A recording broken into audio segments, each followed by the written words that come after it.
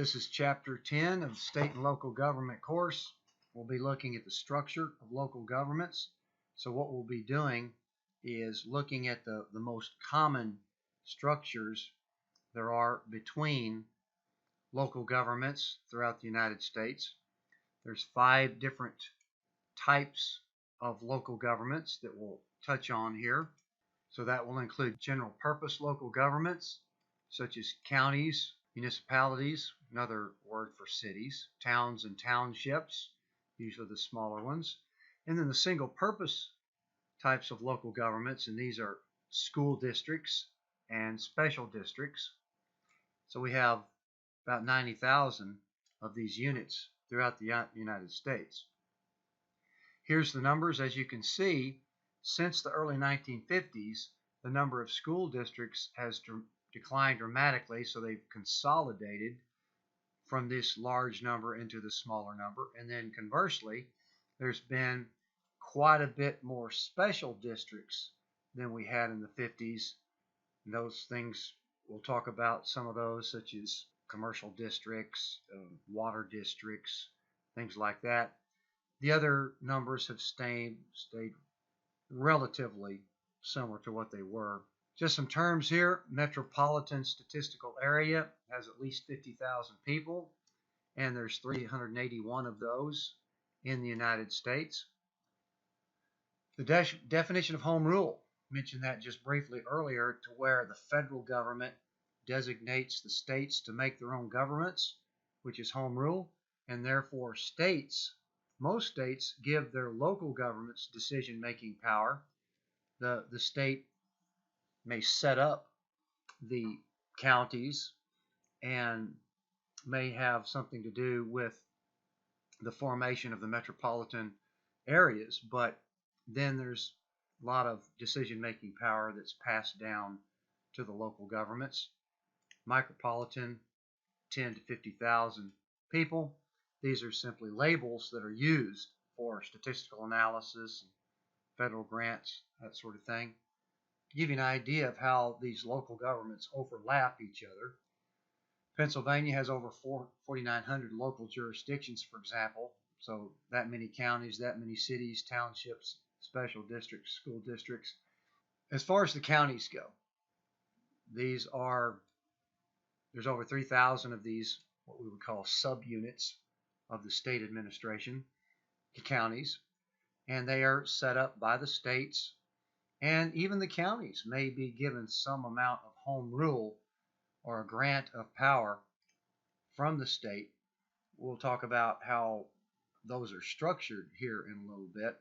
We are also seeing some consolidated city-county areas where the city may take up so much of the county that they're basically consolidated.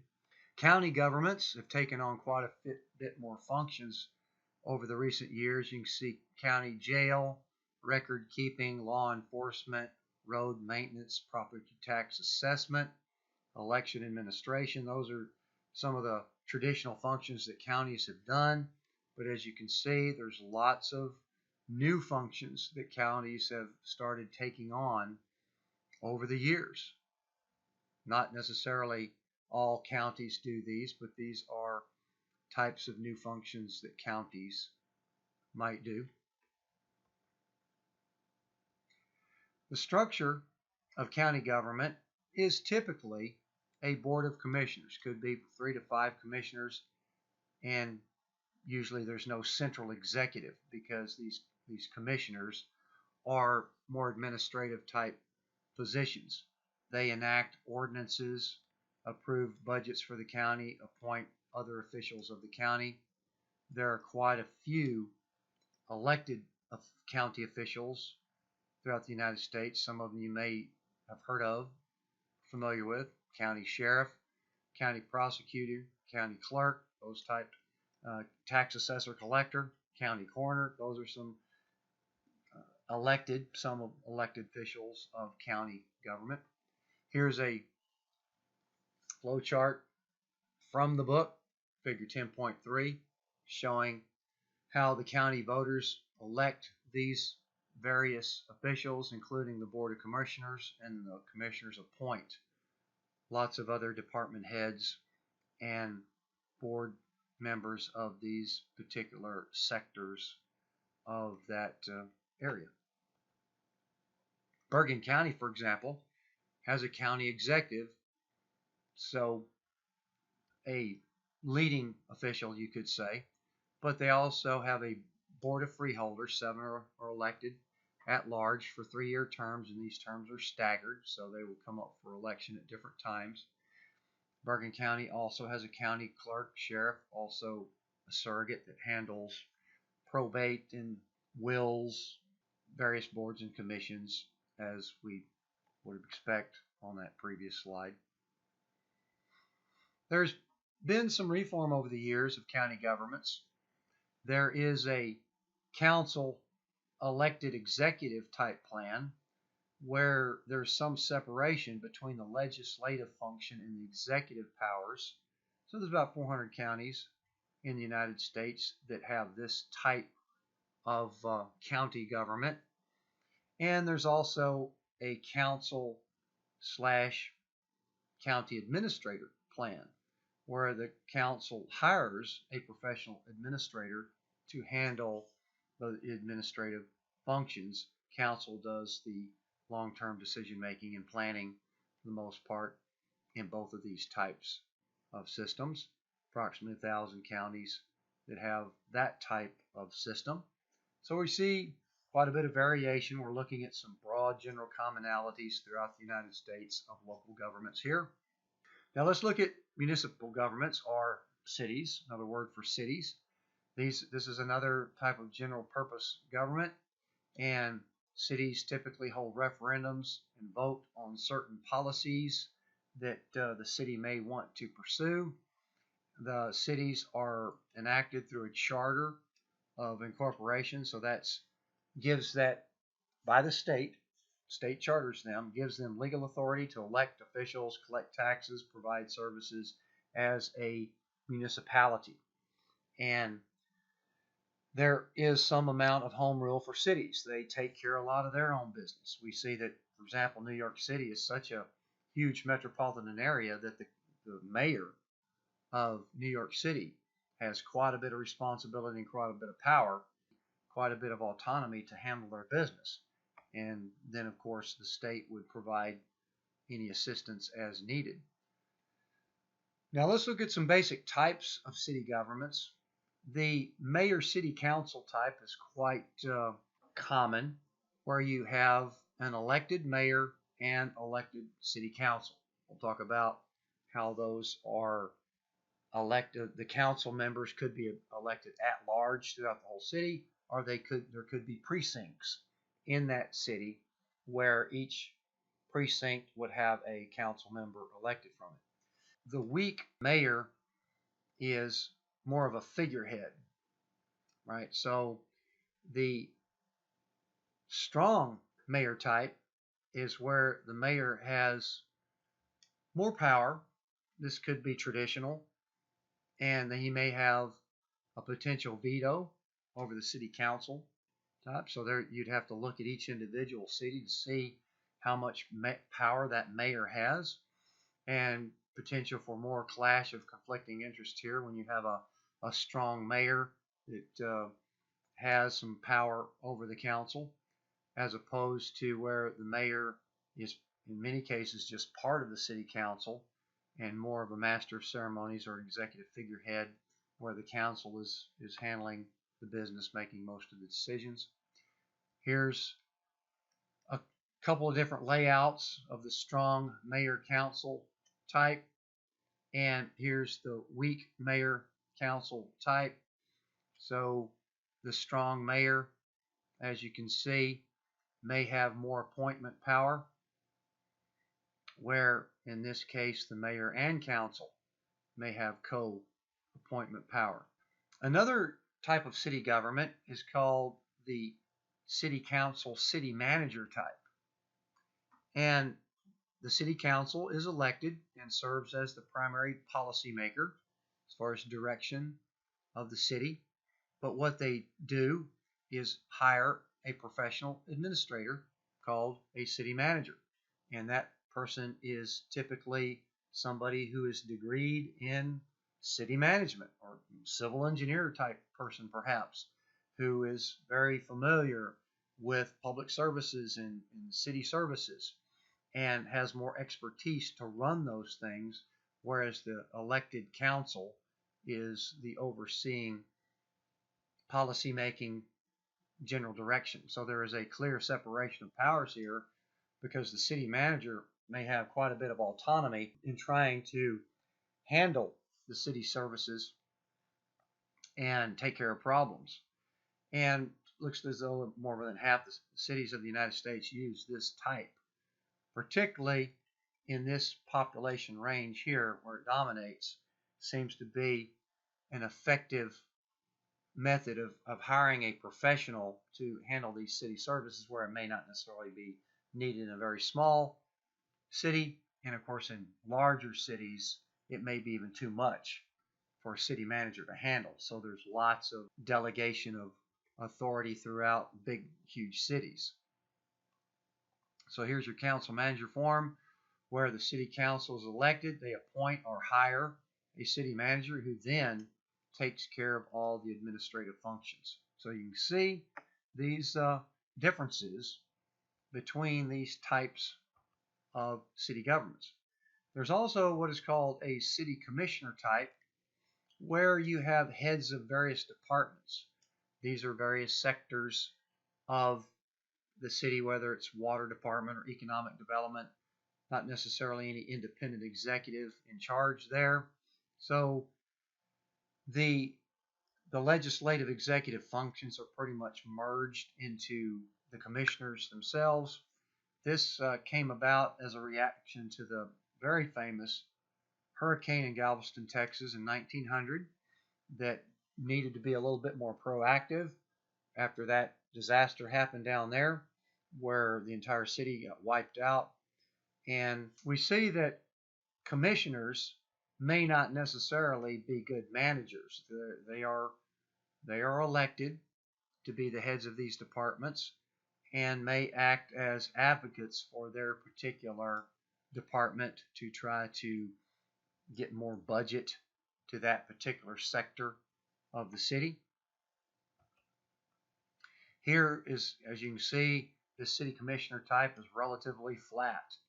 These are all co-equal commissioners here over different sectors of the city, community development, public works, for example. Looking at New Jersey has 5 different types of municipalities. Every state is a little bit different. In Texas, they pretty much only have 2 basic classifications, either large municipalities or small municipalities. But these are the types of cities in New Jersey, and this is the typical type of governments that they have. Again, small township would just have a committee of 3 or 5. The larger cities have the mayor and council, again, typically partisan, where they're electing on party lines.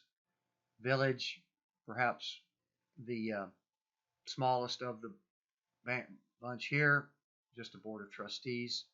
5 perhaps voted at large.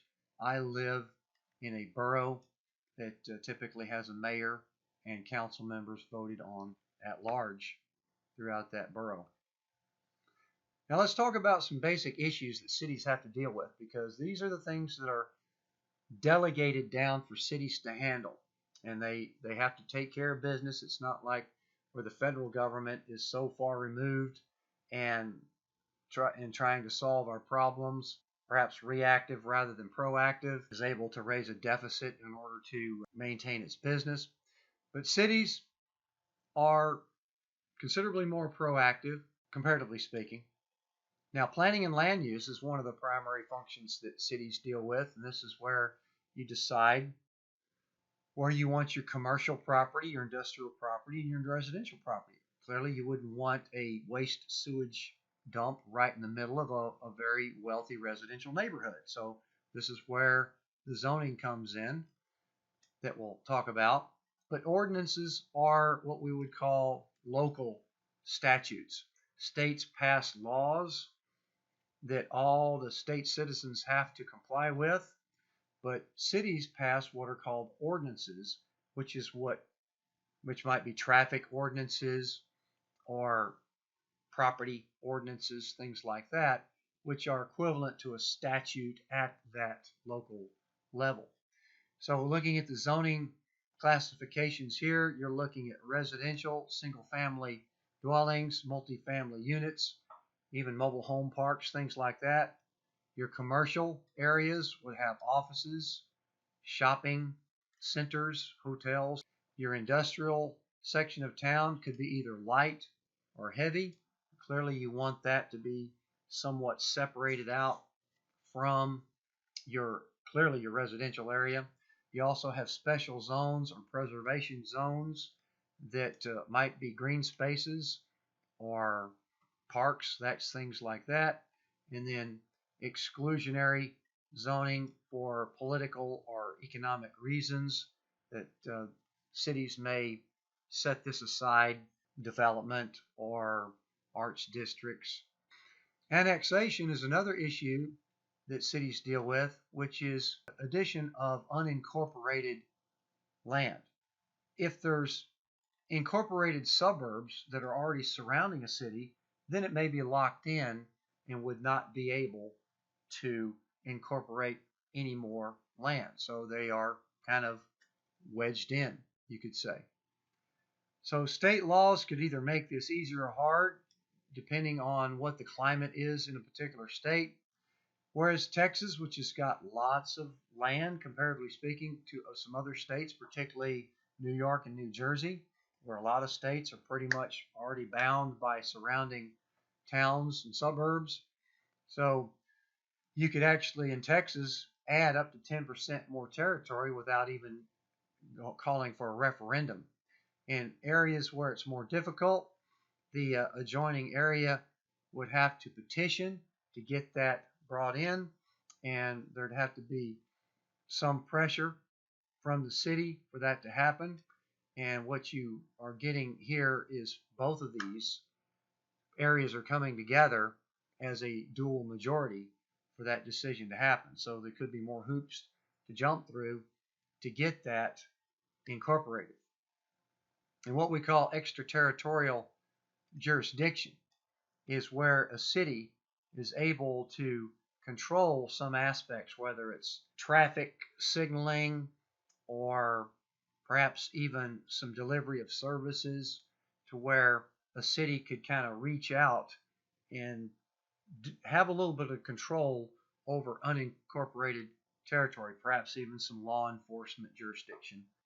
Finance is another thing that cities are constantly having to deal with, and cities must balance their budget. They cannot run a deficit, and particularly when the economy is tight, you have some challenges, but what you're generally trying to do in any local government is try to reduce the growth of spending on operations, and at the same time trying to increase fees, which could be quite a creative list of things that cities could do to try to raise money, charge, even parking meters and various types of licensing fees and charges, use charges, permits, inspection fees, things like that.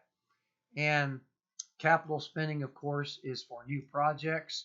Trying to reduce capital spending is a challenge, and you might have to come up with some creative ways to raise funds, whether it's through bonds in order to add new services. Cities are looking to contract out services in order to save money. And all of this, of course, is tied to the economy at large. For example, in 2009, when the recession was in full swing, only 12% of cities felt that they were better able to meet financial needs because they weren't generating as much revenue. There was a lot of more people out of work, unemployment, and so economy was in a downturn. Budgets were tight. Representation is another thing that cities have to decide on. Do you want your representation to be elected at large, which means just anybody throughout the entire city can run, or do you want to divide your city up into districts and have one representative come from each district? Because of the party machines that where districts might have some sort of boss control, that sort of thing, back in the progressive era, the at-large types of elections were initiated in that progressive area, as so many other things were, such as initiatives and referendums. What we see here is that the at-large systems tended to weaken that base of what we call the bosses, the geographic machines, and diverted a little bit more attention to the citywide business overall. And larger the city, the more impractical it is to have at-large voting, because you might not be able to spread out the representation as much. That's why only 15% is cities that have greater than 500,000 population use these at-large systems, because the at-large system would diminish minority representation. You would get a cluster of the majority population that would get elected. So breaking it up into districts ensures some minority representation. And using districts does tend to increase citizen participation, because people would now have somewhat of a representative from their precinct or their district that they could call their own, as opposed to an at-large. Now, cumulative voting means that people are given the same number of votes as there are people on the ballot, and you can use those. For example, if you've got 5 representatives being elected from the city, you're given 5 votes, and you can use those 5 votes any way you wish. You can spread them out, or you can put all 5 votes on one person. And what this has shown is that it's effective for getting more minority representation, because the minority voters would put more votes on their minority rep rather than spreading it out. And as you could imagine, this is not used very widely. People have been socialized into this one person, one vote concept. So this is a little bit out there, but some cities have experimented with this to try to actually increase minority representation of their cities. Now, looking at our types of general purpose governments here, continuing, we're looking now at towns and townships. So these are the smaller, often rural areas where you could have either quite limited or a fairly broad, depending on how much rural area you're looking at as far as service provision. And only 20 states have an official designation of towns. And the smaller the town, of course, the more pure democracy could be at work with town meetings. But just as you would expect in the overall picture, that those have relatively low turnout and lack of civility. What that means is that they can usually break out into unruly arguments in these town meetings, unfortunately. And so that's why the larger cities have this city council type representation. Pure democracy, particularly on a state level, really does not exist, but may have the smaller the town, of course, may have more opportunities for a pure democracy where everybody can kind of participate. Now let's look at these single purpose local governments where we have a specific function to look at, such as school districts. And we saw on that earlier chart that the number of special districts have increased quite a bit. And these special districts, such as school districts, typically have an elected board, a la the school board, but perhaps 5 to 7 members on the school board, and then they determine the direction of the schools, the property tax assessment, raising money, These are overlaying, so there's what we call, we saw that jurisdictional overlap. Clearly, the school districts are operating within municipalities and overlay them. Now, as far as these special districts, states typically can create these through uh, legislation, where we're enabling these districts to take care of this particular function, or they may adopt resolutions to establish these districts. Citizens could also petition through referendum to create these special districts that we'll look at a few of them here.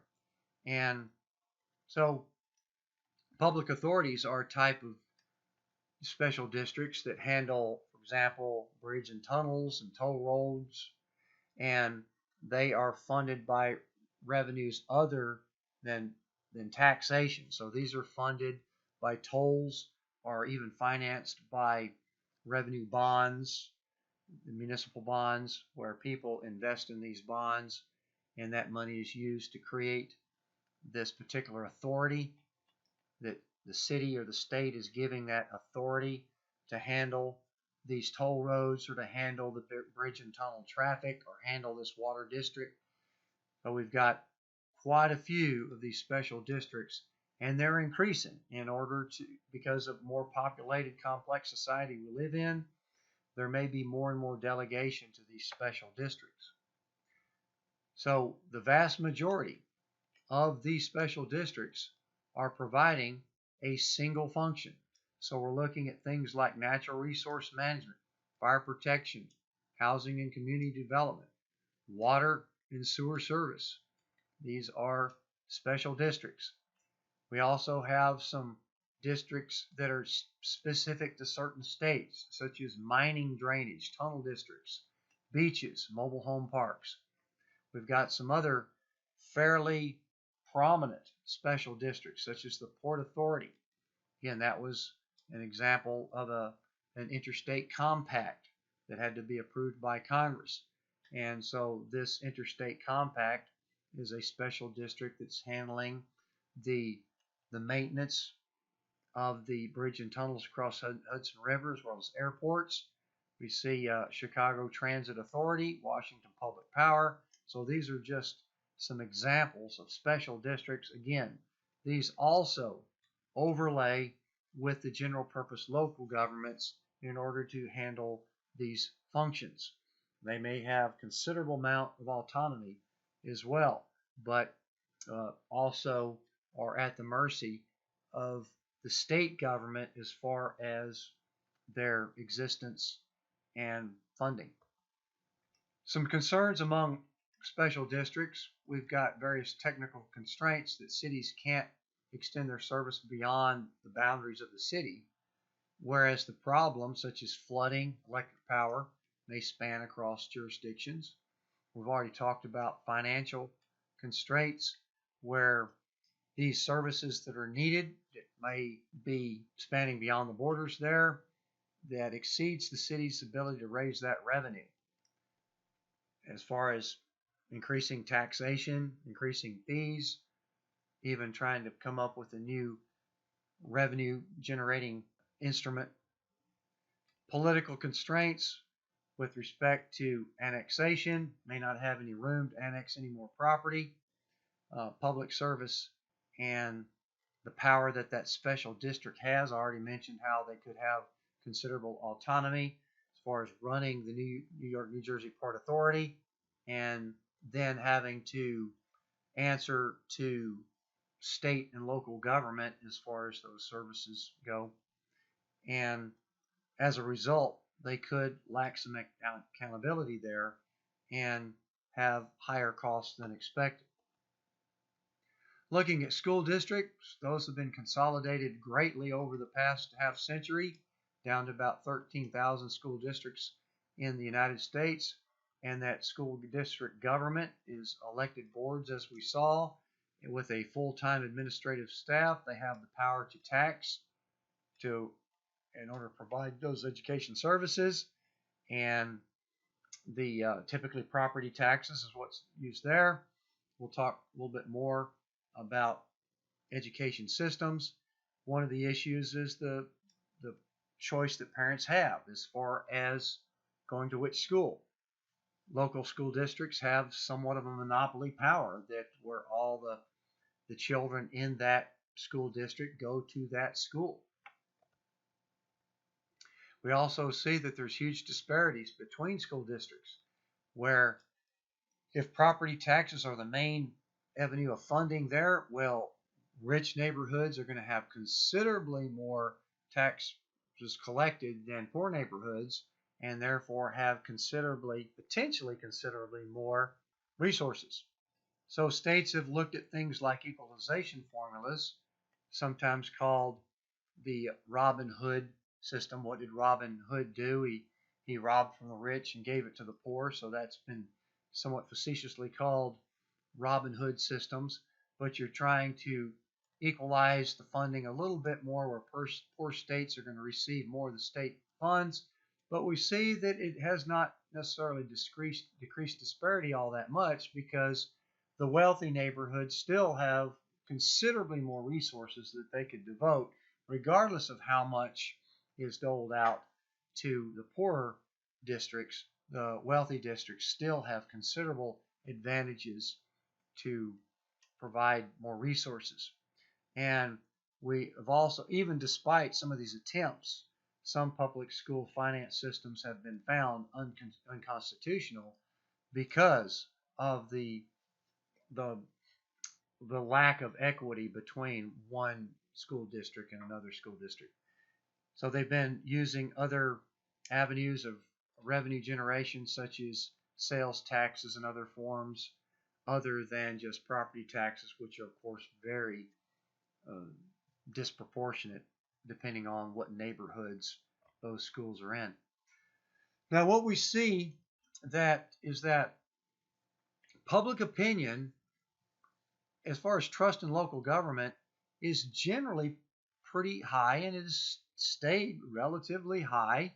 So you look at these numbers here, stayed relatively high over the years, whereas our trust in federal government has been continuously eroding over time. So what this means is that the cities that people live in have to rely on cities to get things done when they need to get done. So therefore, you're certainly going to have more proactive type of government and more response time, or quicker response time, in order to handle these issues that people need to live day to day in their city. So that translates to generally more trust in local governments than we see in considerably more than what we see in federal government.